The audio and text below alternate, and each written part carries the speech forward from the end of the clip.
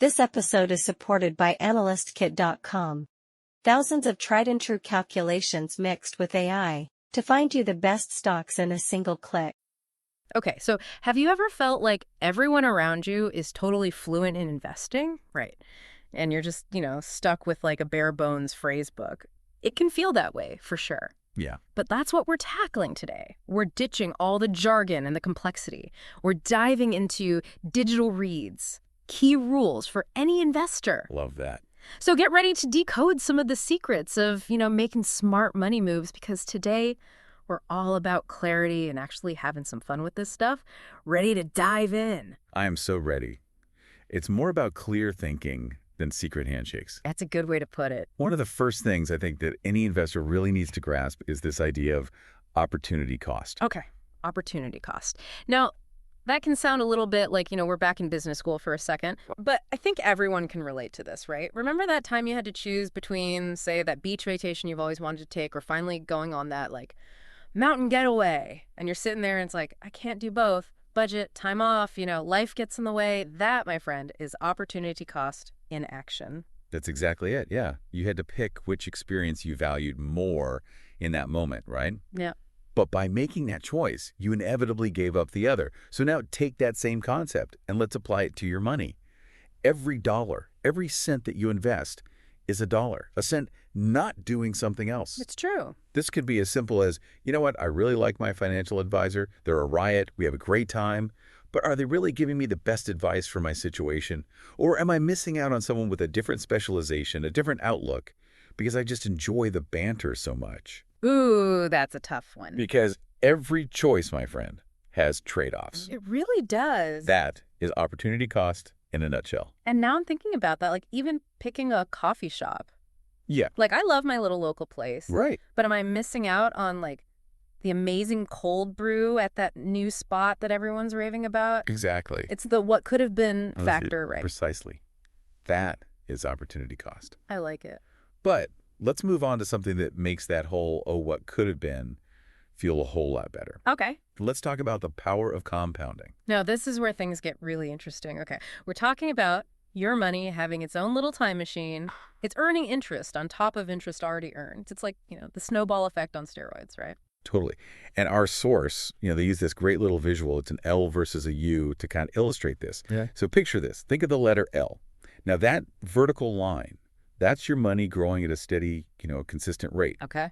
That's your basic return. Now, let's switch it up. Imagine a U. It's like a curve, right? And as it goes up, it starts to get steeper and steeper over time. That, my friend, that's compounding. Your returns are actually accelerating because they're building on themselves. I like that visual. And I think one thing that makes this concept even more concrete, our source mentions this, is the rule of 72. Have you ever used this? Oh, yeah. Yeah. Surprisingly simple, but very powerful. Basically, all you do is you take the number 72 and you divide it by your estimated rate of return, whatever that might be. Whatever number you get, that's roughly how long it'll take for your investment to double. So just as a quick example, if you're getting a return of, let's say, 6%, you take 72 divided by 6. It would take roughly 12 years for your money to double. Yeah. Now, of course, past performance isn't a guarantee of what's going to happen in the future. We all know that. But it just gives you a sense of the power of compounding. That's exactly it. And it really highlights why, even if you're starting with small amounts, starting early can make a huge difference over the long term. It's like planting a tree, right? Yeah. The earlier you get that seed in the ground, your money, and you let compounding do its thing, the more time it has to grow into this, mighty financial oak tree. I love that analogy. But before we get too carried away with all these magical money trees blooming in our minds, there's another side to this that we have to talk about. It's essential, and that's risk. Because let's be real, right? With all this potential for reward, there's also the possibility that, things might not go exactly as planned. Right. And this is where honesty is the best policy, both with yourself and with your financial advisor. It's not just about how much risk you can handle emotionally when you see those numbers go up and down. It's about how much risk makes sense for your whole life, your overall situation, right? Your financial goals, your time horizon. This is where that whole idea of risk capacity comes in. Okay, so I'm going to stop you right there for a second because I think it's easier to get risk capacity mixed up with risk tolerance. You're right. Yeah, and they're both super important. Risk tolerance is like the gut feeling, your comfort level Hmm. with the ups and downs of the market. Right. Risk capacity, though, that's a little more objective. It takes into account things like your financial goals, how long you have until you need the money, and frankly, how much you could afford to lose without, derailing your plans. It's like I might be a total daredevil when it comes to like trying a new spicy food, bring on the ghost peppers. Okay, yeah. But when it comes to my investments, my risk capacity might be a little more, moderate because I've got certain goals I need to hit. Does that make sense? It totally makes sense. Yeah. And our source, they have this fascinating little tidbit in there about the emotional side of risk. Mm-hmm. It turns out that we humans, we tend to feel the pain of a loss about 2.5 times more strongly than the joy of an equivalent gain. It's so true. It's just human nature, right? Yeah. But it's something to really be aware of when you're making decisions about your investments. It's like that feeling of when you lose a $20 bill versus when you find a $20 bill on the street. I mean, finding the money is great, don't get me wrong. Sure, yeah. But losing it just feels worse somehow. It just stings more. I agree. So as you think about your own risk tolerance, that gut feeling, ask yourself, if your investments, if they took a sudden dip, like really dipped, how would you react? Really, truly react? Would it keep you up at night? Or would you be like, okay, this is a buying opportunity, let's do this? It's a great question to ask yourself. Now, before we go too deep down the emotional rabbit hole of risk assessments and all of that, I want to switch gears for a second because there's another sneaky factor that I think can really impact investments, and it sometimes flies under the radar, and that's inflation. Yeah. Inflation is sneaky. It's like that slow leak in your tire. You might not really notice it at first, but eventually it's going to leave you stranded if you don't address it. Our source uses treasury investments as an example, and it's a good one because those are generally seen as super safe, right? Right. But here's the thing. If inflation outpaces the return that you're getting on those investments, you're actually losing purchasing power over time. It's true, yeah. It's like going to the grocery store and suddenly your favorite cereal that you've been buying for years now costs twice as much. And you realize, okay, my money hasn't disappeared, but it's not buying me what it used to. Exactly. What are some other ways that inflation impacts our investments, especially over the long haul? Let's use bonds as an example, right? Right. Imagine you bought a 20-year bond. Put down, let's say, $50,000. Fast forward 20 years, you get that $50,000 back. You're like, yes, this is awesome. This is exactly what I wanted to happen. But here's the catch. Okay. Because of inflation, that $50,000 may only have the buying power of, I don't know, let's say $35,000 from back when you first invested it. So even though you technically got all your money back, you've actually, in a way, taken a loss in terms of what you can buy with it. That's right. And that's why it's so important to look beyond just the number. Right? Don't just look at the nominal returns. Think about the inflation-adjusted return. Think about what your money can actually buy you down the line. Right. It's about the real-world impact. Exactly. I like that. Speaking of that real-world impact, and I did find something in the source material that I thought was really interesting. It basically suggests that sometimes the smartest investment isn't actually an investment in the traditional sense, but it's actually paying down your debt. What are your thoughts on that? Yeah, that's huge. The source actually calls it the bird in the hand principle. I like that. The idea is this. Something that you have for sure, like right now, is often way more valuable than something that's, just a possibility in the future. When you pay off high-interest debt, any kind of debt, really, but especially that high-interest stuff, you are getting a guaranteed return. You're basically guaranteeing yourself that you will not be paying all that interest in the future. Well, it's like getting a guaranteed discount on your financial life. Exactly. Right. Let's say you've got, a credit card, and maybe it's got like a 20% interest rate. If you take any extra cash that you have and use it to pay that down, you've basically secured yourself a 20% risk-free return because that is what you would have been paying otherwise. So, that's powerful. Yeah. And I think it does make you think twice about, always chasing the next big investment opportunity when maybe, just maybe, you could be really solidifying your financial foundation by tackling some of that, high interest debt that a lot of us are dealing with. It's all about fortifying your existing financial position before you start, taking on more risk and venturing out into more, unknown territory. Finding that balance between playing it safe and knowing when to make those strategic moves for growth, right? But no matter what path you choose, one thing is for sure, you've got to be a critical thinker. And our source has this really great example, a little bit of a riddle, if you will. Okay, I like riddles. Hit me with it. All right. Studies show that most plane crash survivors are actually seated at the back of the plane. So my question to you is, does that make you want to switch your seat the next time you fly? Oh, that's such a good one.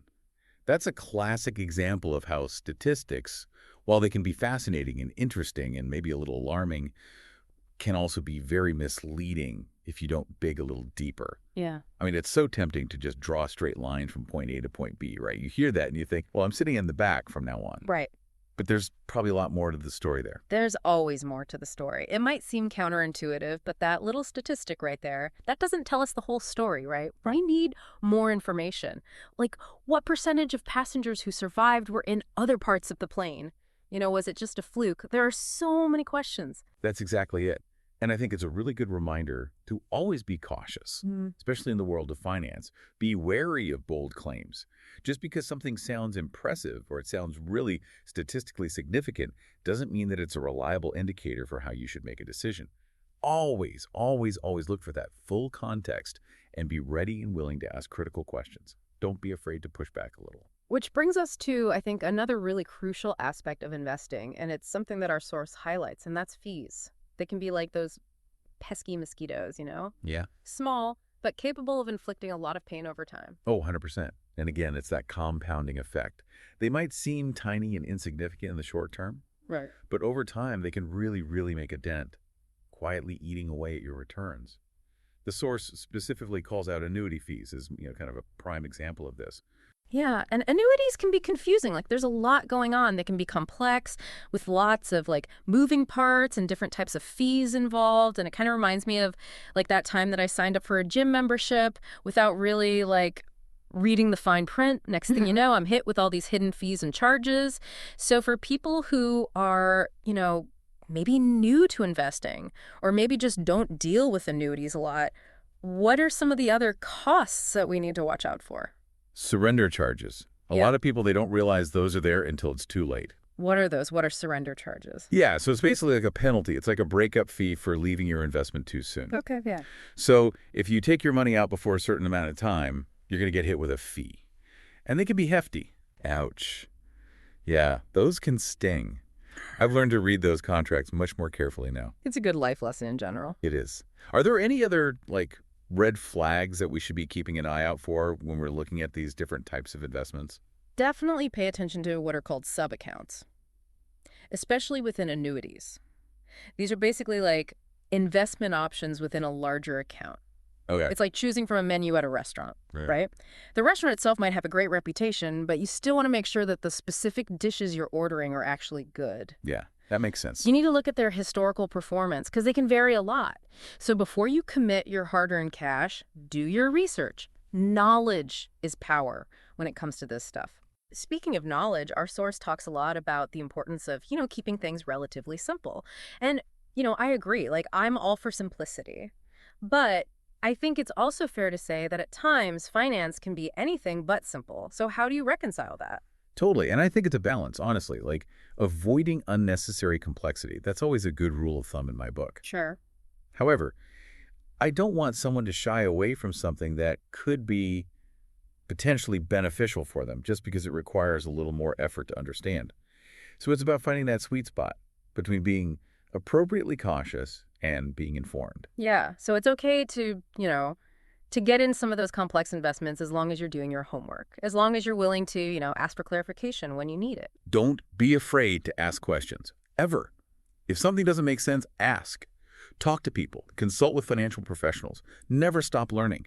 At the end of the day, you are your best advocate when it comes to your finances, your money. Nobody cares more than you do.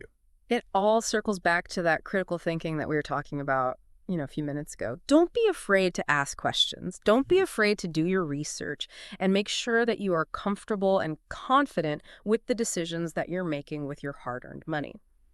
Now, before we wrap up our deep dive here, I want to touch on one last point from the source because I think it's crucial, and it's the importance of taking action. Yes. Because we can sit here all day and we can talk about investing and we can talk about all these amazing concepts, but it's like that old saying, knowledge without action is kind of like a car without an engine. You might have all the right parts, but you're not going anywhere. It's a perfect analogy.